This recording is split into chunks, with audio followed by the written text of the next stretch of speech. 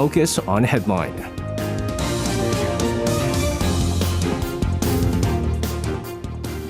All right, let's take a look at what major issues are making the headlines today on Focus on Headline. For this, joining us in the studio, we have our usual Tuesday reporters in Kwon-Swa and Choi Ji-hee. Guys, welcome back. Hello. Guys, we're going to start things off with the UN Security Council getting together to discuss North Korea's recent launch of intercontinental ballistic missile. We talked about this in depth yesterday. We had the ICBM Hwasong-15 being launched over the weekend. We had a couple of short-range ballistic missiles being fired Monday morning as well. Of course, in response to this, they did hold this meeting. But as always, not surprising, they did fail in reaching an agreement on the issue with China and, of course, Russia now, blaming both South Korea and the U.S. for the North's provocation. So I'll start us off with this. Right. It's been getting more and more difficult to get the members of the UN Security Council on the same page when it comes to North Korea issues. The council met for an emergency meeting on the North's latest missile launches, including an ICBM, at the UN headquarters in New York on Monday local time. The meeting was requested by Japan. There, most member states expressed their unity against Pyongyang's continuous provocations, seeing the need for a strong response. That response they want in the form of a presidential statement, not even a resolution. However, China and Russia, the North's most closest allies, continue to block the measure. And this is why at this point, they can't even think of adopting a new resolution. But at least what they're trying to do is get a presidential statement done. Now, U.S. Ambassador Linda Thomas Greenfield said the repeated failures by the UNSC to respond gives North Korea more confidence to conduct these launches without fearing consequences. She in specific pointed at Beijing and Moscow by saying, quote, "This failure is not collective, it is specific. It stems from the two veto-wielding members of this council who have repeatedly shut down all efforts at a meaningful response." And the veto-wielding members are, of course, the permanent members that include the U.S., U.K., France, China, and Russia. South Korea's ambassador to the UN, who attended Monday's meeting as a country that's deeply related to the Korean Peninsula issue, highlighted Pyongyang's reckless development of its weapons program for decades, according to their plan. He, who is Hwang Jung-guk, added that regardless of our military exercises with our, meaning South Korea and the U.S., or policies toward the North, quote, "any attempt to blame the so-called both sides for the current tension on the peninsula is illogical, groundless, and therefore unacceptable." And he was apparently referring to China and Russia, who claimed that it's the joint South Korea-U.S. military drills that make North Korea test its missiles. In fact, Russia's deputy ambassador to the UN, Dmitry Polyansky, said the North's missile tests are a response to unprecedented military maneuvers under the U.S. umbrella, which are certainly, quote, anti-Pyongyang in nature. China's deputy UN ambassador Dai Bing told the council it's the military exercises by Seoul and Washington which are being conducted on a higher level and bigger scale. He also criticized the deployment of U.S. strategic assets and even the visit by NATO Secretary General Jens Stoltenberg to Seoul and Tokyo earlier this month, so calling all of these provocations against North Korea. The UN ambassadors from the UK and France, as well as Japan, who, just like South Korea, is a country directly involved in the issue but not a permanent member of the UNSC, denounced the North's threats as well as China and Russia's non-cooperative behavior. So it's like one of those things, who did it first, right? Who fired first? Who swung the fist first? And it's, of course, North Korea. But I mean, they again, are making it sound as if, it's because of South Korea and the US that North Korea is continuing its... Right, because according to if you just base it on what China and Russia said, it looks like because the United States and South Korea are conducting these military drills that North Korea feels very threatened, and hence you're seeing this missile provocation.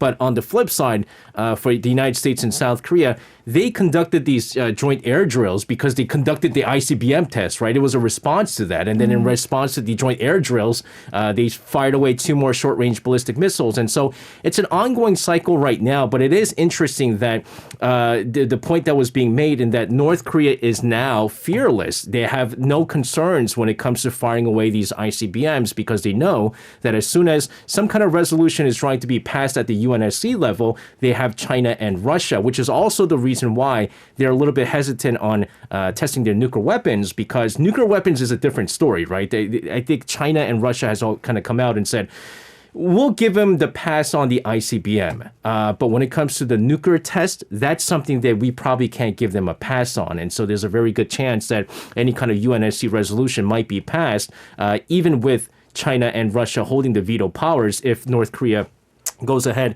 and tests their 7th nuclear test. So interesting stuff going on. Obviously, teams being forward here. But let's go back here. South Korea, the U.S., Japan, of course, condemning North Korea's missile provocation. You have the other side, China and Russia, expressing messages of support toward the regime. G, tell us more about this. Sure. So the U.S. and its allies urged the UN Security Council on Monday to condemn North Korea's unlawful ballistic missile launches. But like Soa said, China and Russia blamed the U.S. for escalating tensions with their whole military exercises with its allies and showed support towards North Korea. So the Chinese Foreign Ministry today stated through its website that the special representative on Korean Peninsula Affairs, Liu Xiaoming, met Igor Morgulov, the Russian ambassador to China, to exchange opinions on the current affairs of the Korean Peninsula. So the two sides were in line with the idea that there was a cause behind how the whole situation on the Korean Peninsula changed this way. And they added that each side should stick to the direction of a political solution and focus on resolving their respective concerns, especially North Korea's reasonable concerns, in a balanced manner. Also showing messages of support towards North Korea. And this could be interpreted as confirming the existing position that sanctions against North Korea must be eased in order to resume negotiations on the nuclear issue, while emphasizing the need to address North Korea's security concerns as well. Well, last year, China and Russia also exercised their veto power in the UN Security Council's vote on strengthening sanctions against North Korea, and they insisted on easing sanctions against North Korea to resume negotiations.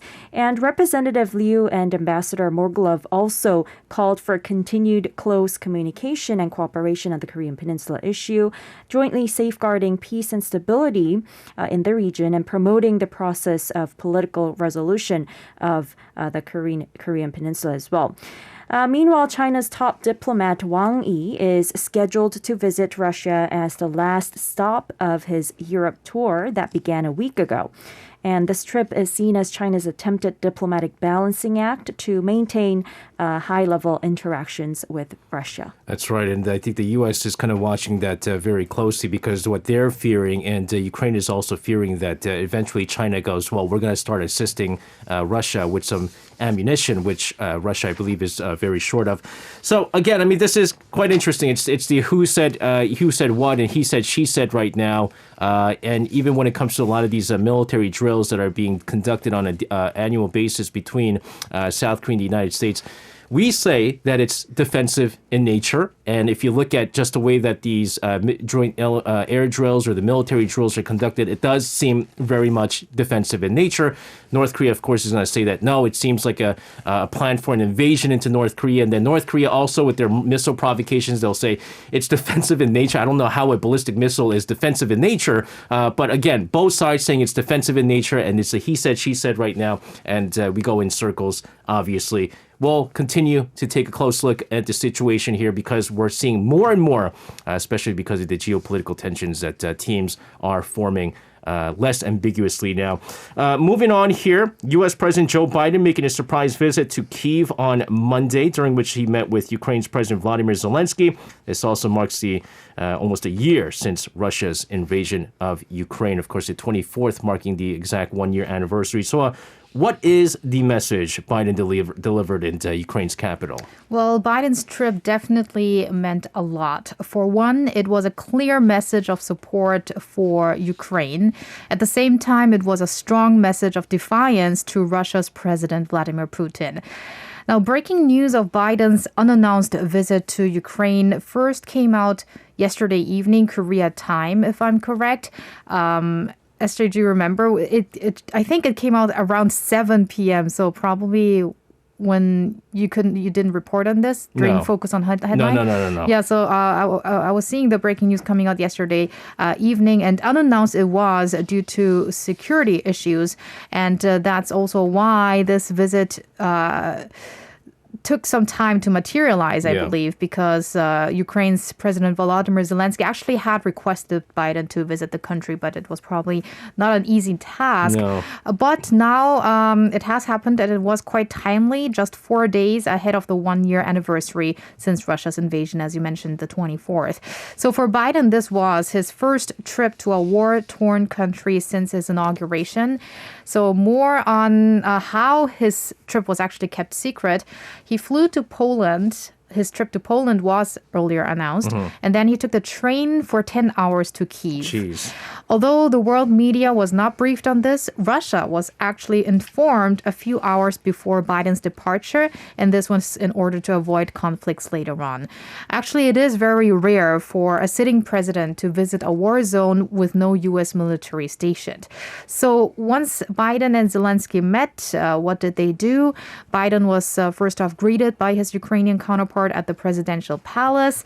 They also together visited a memorial of soldiers that had died in the past 9 years since Russia's annexation of Crimea.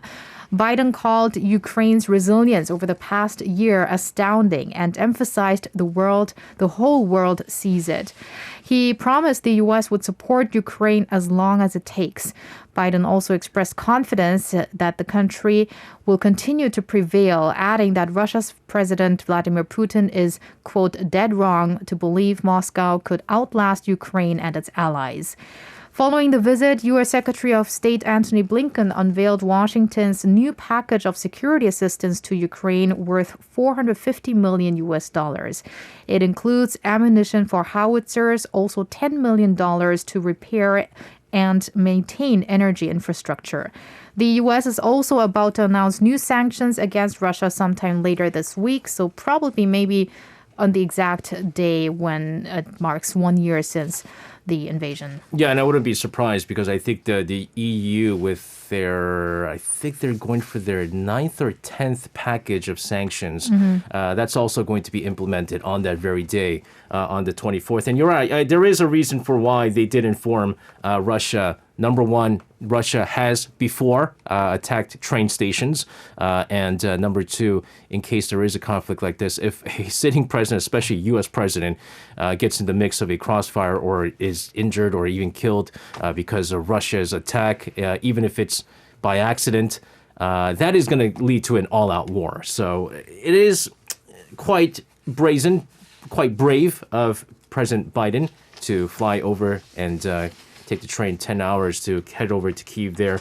But of course, for our listeners out there, marking the 1 year anniversary of the Russian invasion of Ukraine, later in the week, we'll get an extensive analysis on the 1 year after on that. So stay tuned later in the week. Staying with the issue as well, we had, of course, Russian President Vladimir Putin, who delivered his annual State of the Nation address. This was around midday local time, which was originally meant to be given in December, but was postponed, I believe. So tell us more about this, Chihi. Right. So Russian President Vladimir Putin, who delivered this highly symbolic State of the Nation address in the Federal Assembly, both houses of the country's parliament, and also to the military commanders and soldiers as the invasion of Ukraine nears its first anniversary this week. Now, the noon address is targeted at a domestic audience, and the focus will be Ukraine, according to Putin's spokesperson, Dmitry Peskov. And Putin was expected to assess the progress of what he called the special military operation in Ukraine. And that was the main topic of this speech, as well as the situation in the international arena. Now, the last time Putin spoke to the Russian people before this was his annual New Year address. There, he promoted the Kremlin's alternative reality that in this conflict, Russia is the hero and Ukraine and the rest are the villains. Typically, more than 1,000 guests are in attendance for Putin's State of the Nation speech, including lawmakers, judges, regional administrative officials, and religious leaders. And after the speech, President Biden, who Soha mentioned that is in Poland right now, will also speak at the Warsaw Castle in Poland tomorrow morning to reaffirm that Russia's invasion is a violation of international law and plans to declare his will to protect world order. Now, this is quite an interesting thing here because I am one of those people that believe that politics and sports should be separated. But despite that, we had 35 nations voicing their opposition towards Russian and Belarusian athletes taking part in the Paris Olympic next year. Wow, it's already next year. And South Korea is among them. So you have more on this. Yes, I was also surprised that it's already happening next year. In a statement released on Monday, the governments of 35 countries urged the IOC, or International Olympic Committee, to clarify the definition of neutrality, as the committee appears to be seeking a way to let athletes from Russia and Belarus participate at the 2024 Paris Summer Olympics.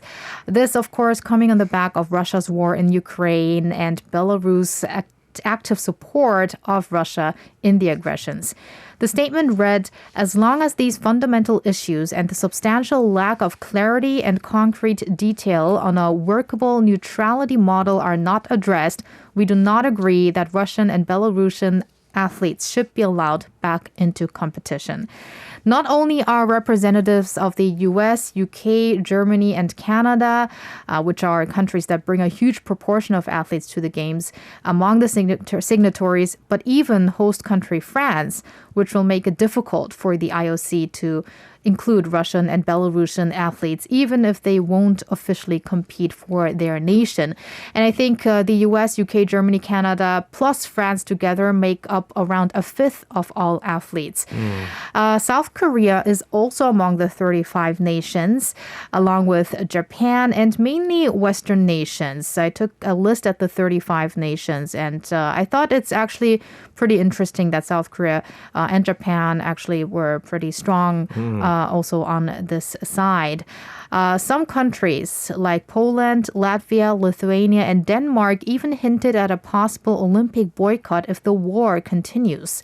The IOC's argument for finding a method to allow the athletes is these athletes should not face discrimination for the passports they hold.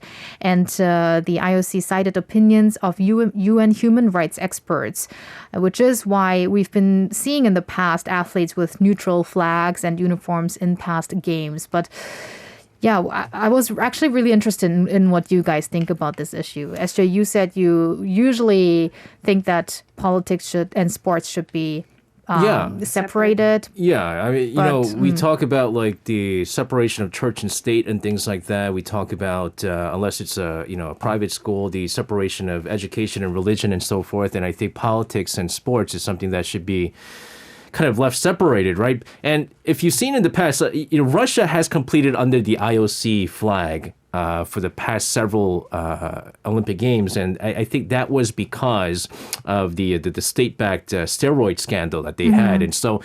Which also, I kind of never really understood that. It's like you're technically banning Russia from competing, but they're still competing. It's just that they're not competing under the Russian flag.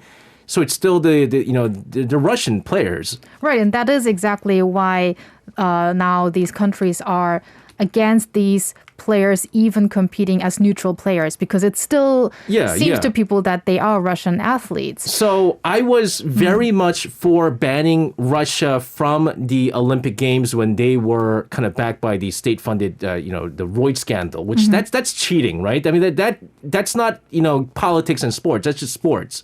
And you've broken a rule there. But I don't know how I feel about, because maybe some of the the Russian athletes are very much against this invasion of Ukraine, and they had nothing to do with Russia's decision to invade Ukraine, and yet they're suffering for this. And this is a very political thing right now, and Western countries coming together and kind of going, Russia, you're out of this. But that's like saying, I mean, I'm very much against what Japanese government says sometimes, but doesn't mean that I hate the Japanese people. I think that Japanese people are great people. Like, there's a lot I think that you can learn from the Japanese people. It's just I don't fully, stand with what the Japanese government says. Chi, what about yourself? I agree with you because we definitely have to separate these issues, and especially when it comes to political concerns between countries like Japan and South Korea. There's no reason for us to hate the people themselves because they're just under like a government control, and it's the government that makes the decisions that irritate us sometimes, and there's no reason for us to vent out that anger towards the people who are really innocent. But what I think is, in the case of the Olympics, it will do Russia good if they have their athletes compete, for instance, and then win a gold medal or whatever. So in this case, if these athletes do participate, it will do a favor to Russia. But in this case, we maybe have to, punish Russia in every sense we can because they really have to stop these aggressions. Yeah, but if the Russian athletes winning the gold medal, the Russian government doesn't get anything out of that. If anything, the Russian government pays the athletes who end up winning the gold medals. It is kind of a punishment to not let them play.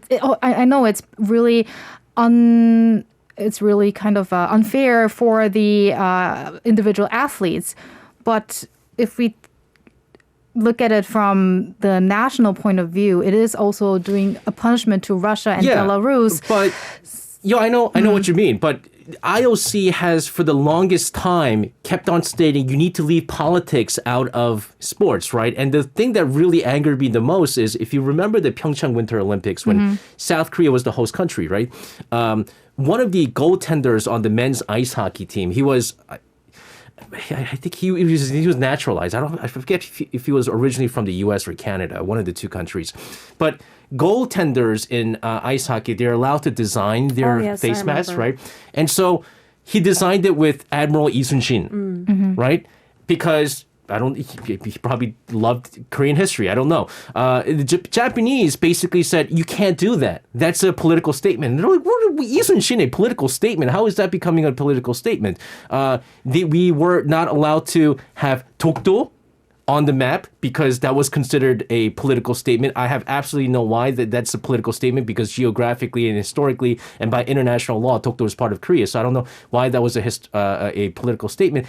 IOC, if they have to be on the same track. If they said that's political, they have to say, and you have to leave politics out of it, then you have to leave this out too. That's my argument. As bad as what Russia did, you just got to take it out because that's what the IOC said. And then eventually later on they said, it's going to be a ripple effect, right? North Korea fires an ICBM. Let's now start boycotting. Let's, ban North Korea from competing in the Olympics. China sends 2 more spy balloons. Let's start banning China from competing in the Olympic Games. Like there is no end to this, I feel like. You know what I'm saying? I know what you're saying. And I do partially agree with what you're saying. But in this case, now seeing more than 30 countries signing this, I think they just think the current situation is just, extreme what Russia is doing. And that's... Oh, I'm sure. I think I don't disagree with that. Trying to, do whatever they can to, make more statements to the international community. My thing is 192 countries can sign for this, but the IOC needs to keep it basically steady. They have to keep consistent with their... there you go. It's G's favorite word. Consistency. G's favorite word, consistent. That's a word we haven't heard in a We'll real see what happens. So... Yeah, Chris Rose says problem today is everything is political. Teto says politics is the root. I do agree with you. We're going to end it at that because we'll probably continue to talk on for hours if you toss politics and sports at me. In the meantime, let's move on. 2 weeks after the massive earthquake that killed tens of thousands of people in Turkey and Syria, this time at magnitude 6.3 aftershock struck southern Turkey once again on Monday. Gee, let's get the details of this. Right. So 14 days has passed after two powerful earthquakes shook southern Turkey and northern Syria in what has been described as one of the deadliest earthquakes of the 21st century. Another one has caused buildings to collapse, with hundreds of more people injured in both countries.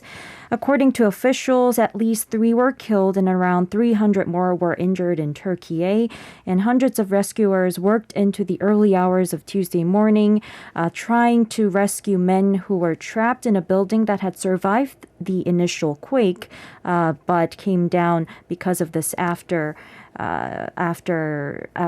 this additional quake. And in northwest Syria, at least 470 people were injured in Monday's quake, which also caused a number of other buildings to collapse, and at least 5 were killed.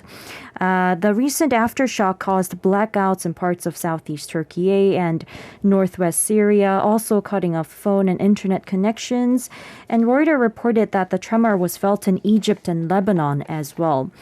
The United States Geological Survey initially reported the quake as being of magnitude 6.4 at a depth of 10 kilometers before revising it down to 6.3 magnitudes. Officials have been urging the public to stay away from buildings, and Turkish Vice President Fuat Oktay earlier Monday asked the public not to enter the damaged buildings, especially to take their belongings.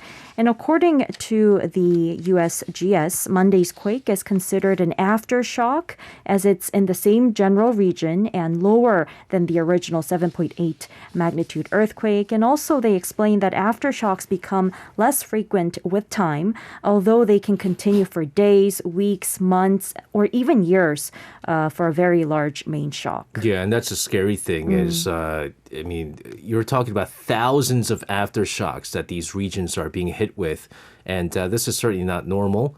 And you look at some of the interviews on the foreign media outlets interviewing people in Turkey, they're saying even the slightest tremors, they're just out running outdoors because they're afraid that it's another massive aftershock and that the buildings are going to collapse. So even the survivors are unable to sleep with ease, and it's that area. It's devastating, and to continue to see this even after 2 weeks, and this is going to further delay, I think, the reconstruction operation that needs to start real soon there.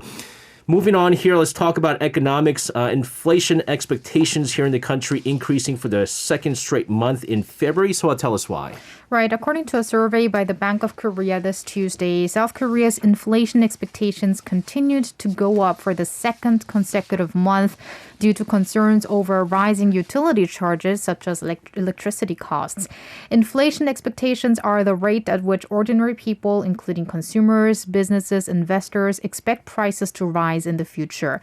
The figure is important as it has partial influence in the actual inflation. The BOK's poll said the average person projected that consumer prices would rise by 4% over the next year, an increase of 0.1 percentage point from expectations the month before. Utility bills were named as a major factor that's driving up inflation pressure. In fact, 87.8% said so, followed by oil-related and agricultural products at 29.2% and 27.6% respectively. The results may affect a rate-setting meeting by the central bank this Thursday. Last month, it had announced another rate increase of a 0.25 percentage point to combat rising inflation. Some observers forecast another 0.25 point revision upwards. Others predict it'll be maintained at its current level amid concerns aggressive monetary tightening could harm the economy. Well, one thing's for sure, the continued surge in consumer prices certainly posing a huge burden on Korean households. The average grocery expenses have risen by almost 17% on year. Liquor prices have also gone up, which is ridiculous. Gee, let's get the numbers in detail. Sure. So literally everything except our wages has increased, from eating out to heating costs, electricity bills, and transport fees. The cost of living in general in this country has gone up. Now, according to a recent survey conducted based on Korea Consumer Agency's data, the average cost of goods at large supermarkets nationwide has increased by 16.9% year on year. So put that into perspective. In January of 2022, it was possible to buy 20 items for 100,000 Korean won. But to buy the same products now, you have to pay an extra 17,000 Korean won. More than half of the most commonly bought 20 items have increased in terms of their cost by over 10%. And this was more prominent in items such as meat, vegetables, and fresh food products. And it's not just grocery marts, but restaurants and franchises have also raised food prices, adding to the burden of people eating out. And according to a report published by the Korea Economic Research Institute, Korea's Engel's coefficient jumped in the post-pandemic era far higher than in other major countries. And this is the proportion of food costs out of a person's total spending.